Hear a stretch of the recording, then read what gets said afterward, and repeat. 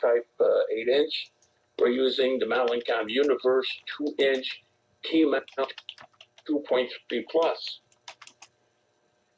The weather is very warm, extremely humid, and we're hoping to be able to get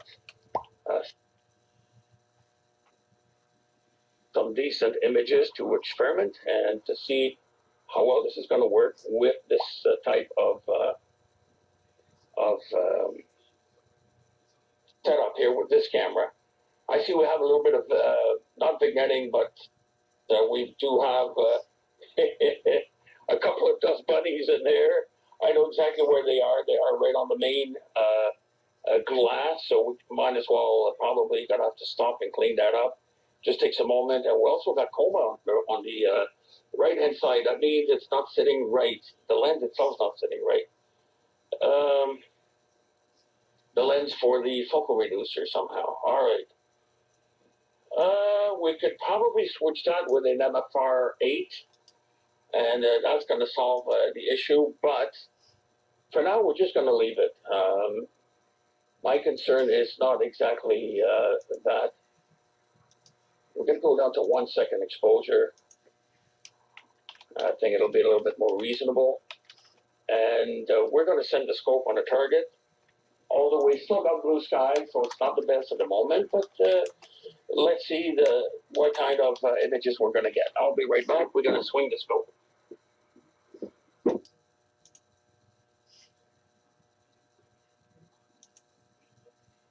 I just sent you something on this calcium buildup. We're going to be going back to M13 again to compare the field of view with the NGC 6207 Galaxy.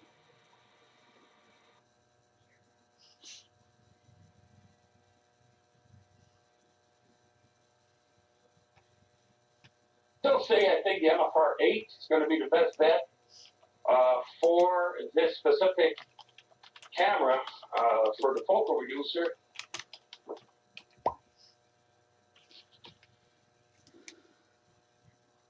And we're using all 3 spacers for the camera to focus.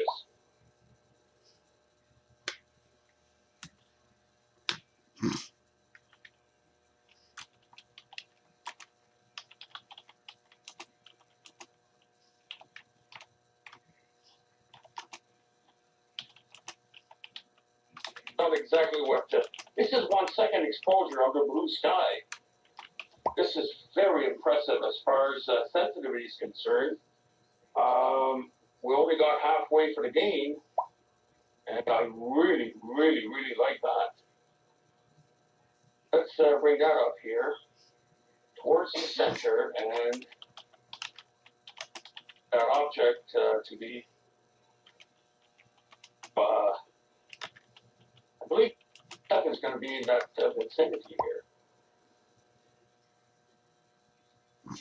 Wrong, but I'm just curious to find out the difference here between the Star Vision and the DS2.3 PLUS. Okay. Of course, we still have the blue sky at the moment. Don't want to turn that up too high, but I'm hoping to be able to see. And let's go for 5 seconds exposure. I'm sure we're going to get a blue background. Yeah, it's not completely dark yet. And we do have a little bit of coma here all the way around. So what we're going to have to do is switch focal reducer, folks. We've got a little bit of coma, and I don't particularly like that too much. What we're going to do, we'll put the recording on standby for a moment. And this is 5 seconds. There you go. And we're going to remove the camera, install the stainless steel adapter, T-mount and C-mount, that is, and we're going to install the MFR-8. I believe this is what we're going to need for that specific chip.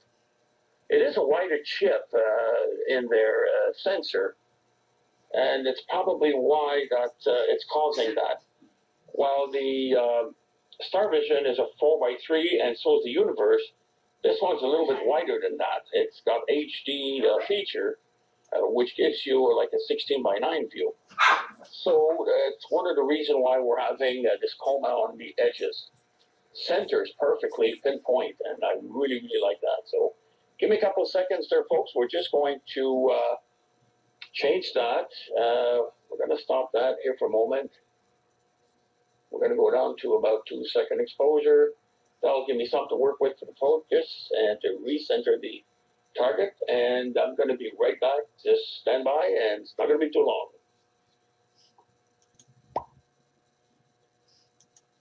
And it certainly shows. So it will do the HD type of sensors. I didn't put any spacers or rings on the focal reducer. It's screwed in directly into the C-mount of the camera. And just a sec, let me peak that focus as best as we can. I guess it's not too bad. High magnification, so we're going to leave it the way it is. And we'll back the image out the way it should be. And watch the pinpoint magic happen. Wow, look at that. This is beautiful. Okay, so we're going to put 48% here for image, and definitely much wider field of view. All right, let's start back the recording. Okay, we are back with the MFR-8 focal reducer. This is a 2-second exposure, and we certainly gain a lot more field of view with this focal reducer. And yeah, there's nothing I could do for that.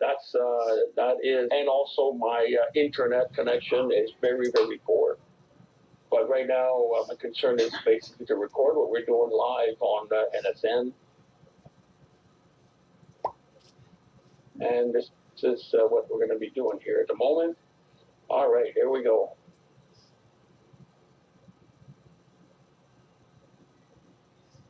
Oh, I see it, Connie. I'm sorry. Yeah, thank you.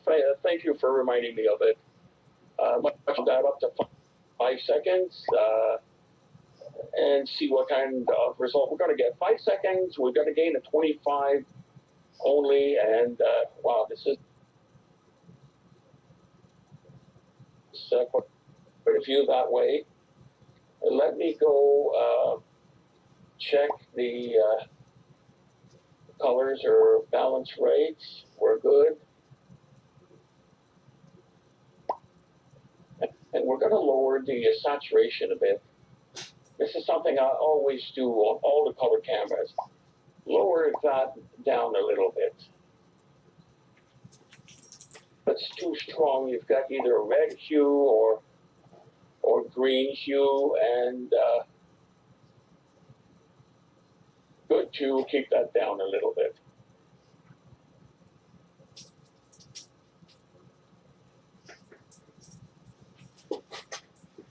Oh, we'll leave it the way it is. This is good. Everything is fine. Okay, so can we see NGC 6207 is the big question. I believe it is the upper right corner in that area. But for now, what we're going to do is work on exposure a little bit. The sky is not 100% black. I still see some blue skies here. Okay, we're going to stop the exposure of 5 seconds. We're going to go to 10. This camera is very sensitive for CMOS. It's certainly easily compared to the i6 825, and I would say it's even more sensitive if the adjustments are right. So this is a 10-second exposure. Wow. This is very impressive. And let's call in dark frame and the 10 seconds dark field correction. And here it is.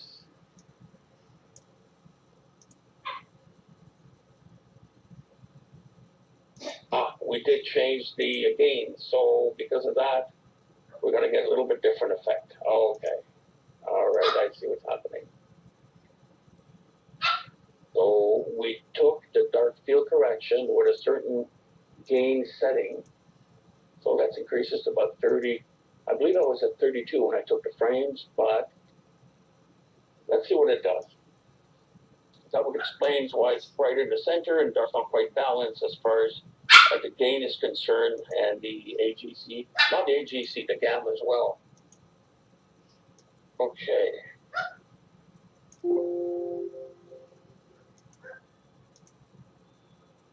Certainly picking up a lot of stars in there.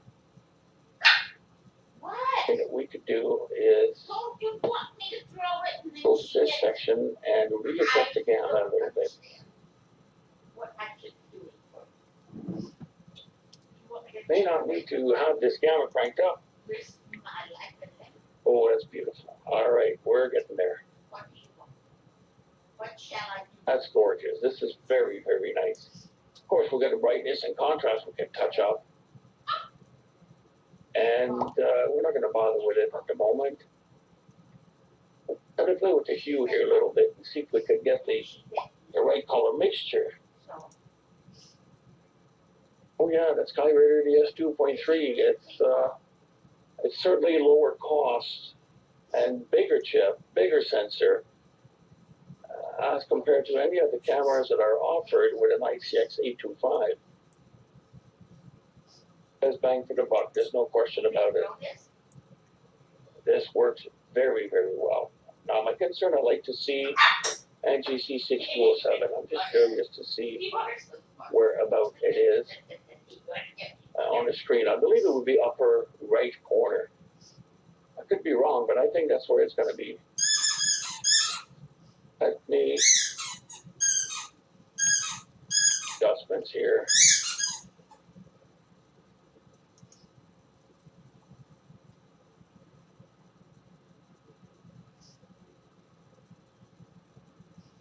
Oh, we got the gamma set to at 1, which is default. That is very, very good. And the histogram's cranked up to 150. That's quite high, actually. And I took the dark field correction with that. If I change that, let's say to 200 here, or so, 202, we're going to get a really nice picture. Wow, that is nice. So finding the balance on the histogram and the gamma is pretty well key to get a good image. And that seems to apply either to the DS16 as much as it is a DX2.3 PLUS. But the 2.3 PLUS seems to have that extra You sensitivity. really want me to throw this? There's no doubt about it. They are bigger pixels, 5.84 by 5.84. So this is making it ideal for amateur telescope and solar work, lunar work, and planet works as well. And good evening, David. This is David from the Laurentian Hills, by any chance? Hold it on fire? You know that hurts to put things on my. Not sure if it's David that's from the Laurentian Hill on the Quebec side or not.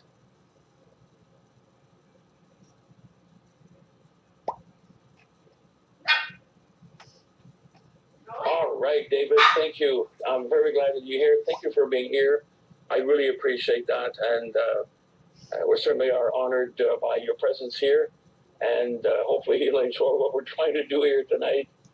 But yeah, we're just trying out the differences. The past couple of nights I've been broadcasting back and forth with the Star Raider DS16, which is my favorite so far for sensitivity on my 16-inch scope. I tell you, it works really good on that. And the other night, which is last night, we had the Star Vision with the ICX825 CCD, which worked very, very well as well. Tonight we're trying the DS2.3 PLUS. And for us, it's going to give us an idea of a field of view sensitivity. And heck, I got to tell you guys and girls, the sensitivity of the DS2.3 PLUS is quite remarkable. In fact, it's comparable to the Star Vision and with an edge to it.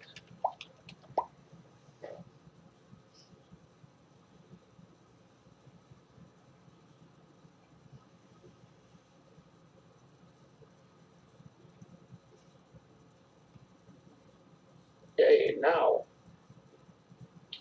Then we can adjust the image a little bit better, or here's one thing that we could do is I'm going to leave the histogram the way it is, and we're going to go to the exposure, stop it for a moment, and we're going to increase the gain a bit from 30 to about 40, give or take. All right, there we go. We're going to leave the exposure 10 seconds, and this is an 8-inch telescope.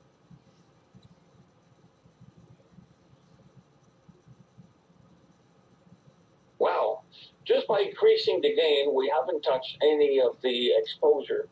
You can see the advantages of having gain on a video camera. Any other camera that don't offer gain, there's just another CCD imaging camera. Has nothing to do with video. And as far as electronics are concerned, the gain is extremely important to use on all video cameras. And all of our cameras have the gain from the MallinCam universe to the Skyraider series. They all have the gain. Even the Junior Pros and also the Exterminators, they all have some form of gain that you could adjust. And for video mode, it's a must-to-have. So we're getting pretty good field of view, good background, although we got still blue skies here a little bit, but it's not a big deal. Okay, I would like to go to NGC 6207, which is right next to it. And the reason is I would like to see, go back to 2-second exposure here for a minute. What I'm going to do is, to be able to see that a bit better, at 2 seconds, of course, we're not going to see a whole lot, but if you go get your gamma and lower that down to about 60 or even 45, look at that. We're getting M13 at 2 seconds here. This is pretty impressive. And of course, we're going to have to go, yeah, the lines are normal because the gain is fairly high and the exposure is short, and the gamma is pushed a little bit too much. So you're going to get those lines in there. At each refresh, they are moving. And let's go take care of that histogram. We're going to put it back to 150, where it was originally set at. Okay, there we go. And we're going to take off the dark field correction, because I need to get sensitivity happening here at 2 seconds, so we can find NGC 6207. We're going to lower back the AGC. There we go. Up with that.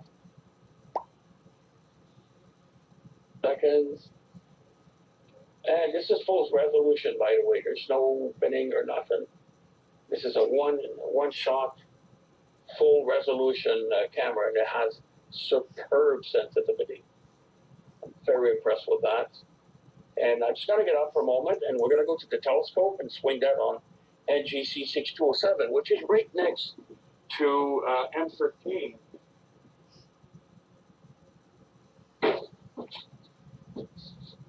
Are 5.84 by 5.84, making it ideal for amateur telescope to cover everything, which will be anything from deep sky to planets, and especially the lunar and solar. I know Jack Hurtkamp's been doing a lot of solar work with his 2.3 PLUS, and the results are absolutely stunning on this 152.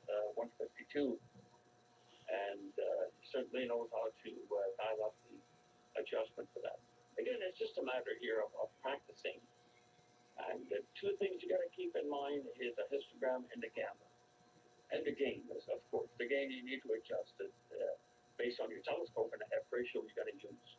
But once it's set, you basically leave it the way it is. If we would increase the gain a lot more, that means we would have to cut back on the exposure. So I choose here to have a balance between both 10-second exposure and the gain set at 30.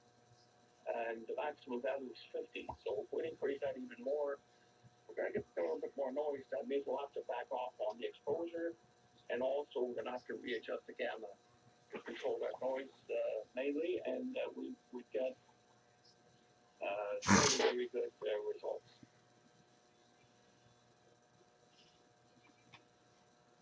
This is very nice.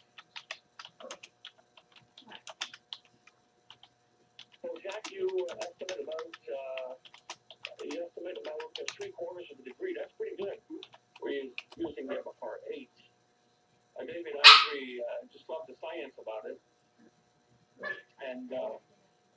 is what nighttime network